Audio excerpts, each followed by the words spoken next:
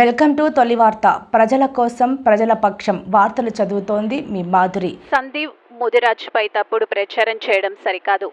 తెలంగాణ ఉద్యమకారుల ఉమ్మడి జిల్లా అధ్యక్షులు పసుల రాజుబాయ్ మహబూబ్ నగర్ జిల్లా కేంద్రంలో విలేకరుల సమావేశంలో తెలంగాణ ఉద్యమకారులు ఉమ్మడి జిల్లా అధ్యక్షులు పసుల రాజుబాయ్ మాట్లాడుతూ ఈరోజు ఒక బహుజన బిడ్డ కాంగ్రెస్ పార్టీలో కరడుగట్టిన కాంగ్రెస్ వాది మా సంజీవ్ ముదిరాజ్ అన్నను చూసి ఓర్వలేక ఎప్పుడో జరిగిన సంఘటనలు 2013లో జరిగిన సంఘటనలు ఈరోజు మళ్ళా 2025 పునరావృతం చేయడం సరికాదు. ఆయన ఎదుగుదల అడ్డుకోవాలనే ఉద్దేశంతో సంజీవ్ ముదిరాజ్ అనే వ్యక్తి ఒకరిని మోసం చేసే వ్యక్తి కాదు. ఒక్కసారి వచ్చి ఎంక్వైరీ చేసుకోవాలని వారు తెలిపారు. ఈ కార్యక్రమంలో కాంగ్రెస్ నాయకులు వాసుదేవారెడ్డి, మహేష్, మన్యం తదితరులు పాల్గొన్నారు. మీ తొలివార్త న్యూస్ ని సబ్స్క్రైబ్ చేసి, లైక్ చేసి, షేర్ చేయండి. నా హృదయపూర్వక వందనాలు. ఈరోజు ఒక బహుజన బిడ్డ కాంగ్రెస్ పార్టీలో కరుడుగట్టిన కాంగ్రెస్ వాది మా సంజీవ్ ముదిరాజ్ అన్న గారు అతని ఎదుగుదలను చూసి ఓర్వక ఎప్పుడో జరిగిన సంఘటనలు 2013లో జరిగిన సంఘటనలు ఈరోజు మళ్ళీ 2025లో పునరావృతం చేయడం అంటే అతని ఎదుగుదలను అడ్డుకోవాలన్న ఉద్దేశంతో ఈరోజు తొలి వెలుగు ఛానల్లో ప్రచురితం చేసిండ్రు. తొలి వెలుగు ఛానల్ అంటే రఘు ఛానల్ చాలా ప్రశ్నాత్మకంగా ప్రతి విషయాన్ని కూడా క్షుణ్ణంగా పరిశీలించి ఇస్తుంది అనుకున్నాం. కానీ ఈ విషయాన్ని చూస్తే చాలా బాధాకరం కలిగింది. ఎందుకొరకంటే సంజీవ్ ముదిరాజ్ అనే వ్యక్తి ఒకరిని మోసం చేస్తాడంటే మహబూబ్నగర్లో ఒక్కసారి వచ్చి ఎంక్వైరీ చేసుకోవాలి. అంత తొందరగా ఏదైనా కూడా ఒక విషయాన్ని మనము ప్రచురితం చేస్తున్నప్పుడు ఛానల్ మిత్రులందరికీ కూడా దయచేసి ఛానల్ మిత్రులందరికీ చెప్తున్నాను, ఏదైనా విషయం ఉంటే ఒకసారి పరిశీలించండి. అది నిజమా అబద్ధం అనేది తెలుసుకోకుండా తొందరగా ఏదో ఒకటి ఛానల్లో అప్లోడ్ చేయడం వల్ల మంచి వ్యక్తులకు అన్యాయం జరుగుతుంది. ఒక ప్రశ్నించే తత్వాన్ని కోల్పోతుండ్రు. ఎందుకంటే మీడియా అనేది మామూలు వ్యక్తులకు ఒక స్వేచ్ఛను కల్పిస్తుంది. అటువంటి మీడియానే మేనేజ్ చేయాలని చూస్తే ఇక ఎవరికి చెప్పుకోవాలి? సొసైటీలో ఒక గౌరవమైన హోదాలో బతుకుతున్న వ్యక్తులని మేనేజ్ చేస్తే మీరే ఆలోచించండి ఎంత బాధాకరం ఉంటుంది. అదే స్థానంలో వేరే వాళ్ళు ఉంటే ఈరోజు లొల్లులు చేసి ధర్నాలు చేసి రోడ్లపైన రాస్తారోకోలు చేస్తుండ్రి. ఒక బహుజన బిడ్డ సంజీవ్ ముదిరాజ్ కాబట్టి ఈరోజు ఎక్కడ కూడా ఖండన లేదు. ఎందుకొరకంటే ఒక్కటి ఆలోచన చేయండి మిత్రులారా, ప్రజాస్వామ్యంలో స్వేచ్ఛాయుతంగా బతకడానికే రాజ్యాంగం అనేది రాసిండ్రు. ఈరోజు 15 లక్షల రూపాయలు మోసం చేసిండు సంజీవ్ ముదిరాజ్ అనే మాట మాట్లాడుతుండ్రు.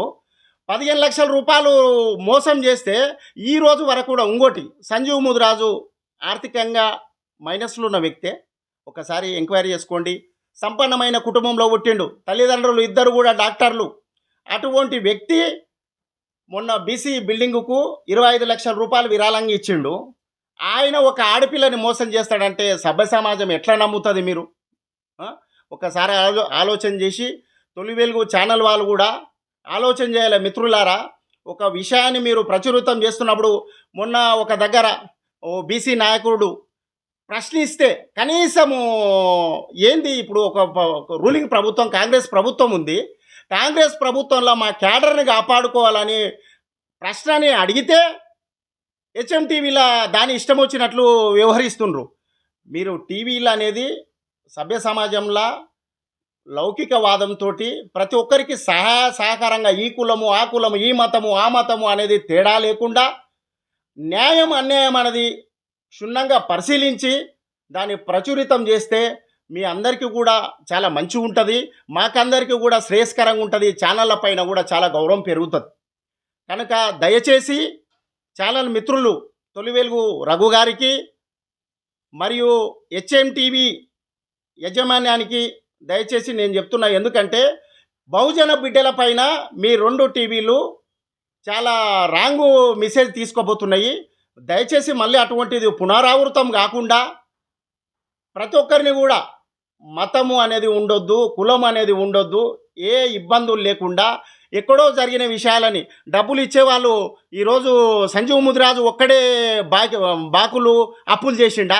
ఒకసారి నువ్వు మహబూబ్నగర్లో వచ్చి ఎంక్వైరీ చేసుకోండి, సంజీవ్ ముదిరాజు ఎవరికన్నా బాకీ ఉన్నాడా అని. ఆయన వ్యవహార శైలి ఒక ఆవు లాంటి గోవు లాంటి వ్యక్తి. ఒకరికి అన్యాయం కాదు, ఈడ లొల్లి అవుతుందంటే ఆయన ఆడ దయచేసి నిలబడే వ్యక్తి కూడా కాదు. అది తప్పు, మంచి వ్యక్తిత్వం కాదు. అసలు లొల్లులు అనేదే భయపడే వ్యక్తిత్వం కలిగిన వ్యక్తి ఆయన. అటువంటి వ్యక్తి మోసం చేస్తాడంటే ఈ సమాజం ఎట్లా నమ్ముతుంది? దయచేసి ఆ యొక్క మెసేజ్ని ఆయన వెనక్కి తీసుకోవాలి. ఇటువంటివి మళ్ళా పునరావృతం కాకూడదు. మీరు ఇటువంటి పునరావృతం చేస్తే బహుజనులంతా ఏకం కావలసి వస్తుంది. బహుజనులు ఒక్కరే కాదు మిత్రులారా, ఓబీసీ అదర్ బ్యాక్వర్డ్ క్యాస్ట్ కూడా మాదే. ఎందుకంటే కోటీశ్వరులున్న రెడ్డి సామాజిక వర్గంలో కూడా మంచి వ్యక్తులు ఉన్నారు, ఈ సమాజానికి ఉపయోగపడే వ్యక్తులు ఉన్నారు. మొన్న తీర్మానం మల్లన్న కూడా జానారెడ్డి అన్న గురించి మాట్లాడతాడు. జానారెడ్డి అన్న చరిత్ర తెలుసా? జానారెడ్డి అన్న చరిత్ర తెలుసుకో ఒకసారి. తీర్మానం మల్లన్న సోషలిస్టు వర్గానికి చెందిన వ్యక్తి, ఆయన కష్టజీవి. అటువంటి వ్యక్తులను ఇప్పుడు ఒక సమాజానికి ఉపయోగపడే వ్యక్తులను మనం మైనస్ చేయాలని చూడొద్దు. ఈ కులం ఆ కులం అనేది నేను తెలంగాణ వాదిని, తెలంగాణ ఉద్యమకారుని. ప్రతి ఒక్కరికి ఎవ్వరికి అన్యాయం జరిగినా ఈ కులమే, ఒక బీసీ సామాజిక వర్గం అని కాదు, ఎస్సీ సామాజిక వర్గం అని కాదు, మైనార్టీ సామాజిక వర్గం అని కాదు, క్రిస్టియానిటీ సామాజిక వర్గం అని కాదు, ఎక్కడ కూడా మంచి వ్యక్తులకు అన్యాయం జరిగితే ఖచ్చితంగా నేను ఖండిస్తా, దాని విషయంలో మాట్లాడతా అని కూడా ఈ ప్రెస్ మిత్రుల సాక్షిగా నేను చెప్తున్నాను. మిత్రులు దయచేసి ఇంకోసారి ఇటువంటివి పునరావృతం కాకుండా, ఈ మచ్చ అనేది ఆయన ఒక మంచి నాయకుడు సంజీవ్ ముదిరాజు, అటువంటి పైన మంచి నాయకుని పైన బురద జల్లాలని చూస్తుండ్రు. అది తప్పు వ్యవహారం కనుక దయచేసి ఇటువంటివి ప్రచురితం చేయకండి. ఇంకా ఈ విధంగా గాన ప్రచురితం మళ్ళీగాన అయ్యిందంటే మాత్రం ఖచ్చితంగా మూల్యం చెల్లించుకోవాల్సి వస్తుంది. కనుక దయచేసి మీ అందరికీ కోరుతున్నాను. మా బహుజన జాతిలో పుట్టిన వాళ్ళే మాకు శత్రువులు. మా వాళ్ళు ఏం చేస్తారో కొందరు అమ్ముడు పోయి మనోళ్ళు ఎవరన్నా ఎదుగుతుండ్రంటే వాళ్ళని కాలు బట్టి గుంజాలని చూస్తారు. ఇది బాగా ఆలోచన చేయండి నాయన. ఒక వ్యక్తిత్వం అగ్రవర్ణాల ఉన్న ఒక కప్పల డబ్బా ఉన్నదంట, ఒక బహుజనులంతా ఒక కప్పల డబ్బా ఉన్నదంట. దానికి తొర్ర పెట్టిండ్రు, దానికి రంధ్రం చేసి కప్పల్ని ఈ నుంచి హైదరాబాద్కి తీసుకుపోతున్నాం. హైదరాబాద్కు తీసుకుపోతుంటే ఈ అగ్రవర్ణ డబ్బాలో ఉన్న కప్పలు పైకి ఎక్కుతుంటే ఒకటొకటి చేత అందించి మొత్తం బయటికి వెళ్ళిపోయినాయి. మా కప్పలు అట్లే ఉన్నాయి. హైదరాబాద్ పోయినాక డబ్బా తెరిచిండట. డబ్బా తెరిచి చూస్తే కప్పలు అట్లే ఉన్నాయంట. ఈ బహుజన బిడ్డ ఒకడు ఉండి, అయ్యో మా కప్పలన్నీ అట్లే ఉండే చూడరా, మీ కప్పలన్నీ వెళ్ళిపోయినామంటే, అరే సన్నాసి, మీ వాళ్ళకి తెలివి లేదు కాబట్టి ఎవడన్నా ఎదుగుతుంటే కాలు బట్టి గుంజుతారు కనుక మీరందరూ అక్కడనే మిగిలిపోయినరు. మా వాళ్ళు ఒకడు ఎదుగుతుంటే ఒకడొకడు చేత అందించి పైకి గుంజుకుంటారు కాబట్టి ఈ అగ్రవర్ణ జాతి ఎరిగింది. ఈ బహుజనులు ఇంకా అక్కడనే ఉన్నారు, రాజాధికారం వైపు ఇంకా చూస్తలేరు. రాజాధికారం అంటే ఏంది అర్థం చేసుకునలేదు. ఆ అంబేద్కర్ ఎంత కష్టపడి ఓటు హక్కు అనేది కల్పించింది. ఇంతకుముందు రాజ్యాంగం రాయకముందు, ఓటు అనేది ఆయుధం లేకముందు మన బతుకులు ఎట్లున్నావు అన్నది ఒకసారి చరిత్ర వెనక్కి పోయి చూస్తే మీకు అందరికీ అర్థమవుతుంది.